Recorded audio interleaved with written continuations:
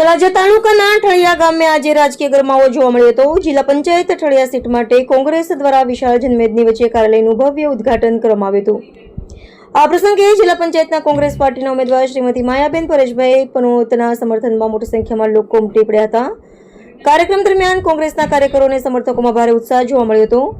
અત્રે ઉલ્લેખનીય છે કે આ વખતે જિલ્લા પંચાયત અને તળાજા તાલુકા પંચાયતની ચૂંટણીમાં ભાજપ, કોંગ્રેસ અને આમ આદમી પાર્ટી વચ્ચે સીધી ટક્કર જામી છે।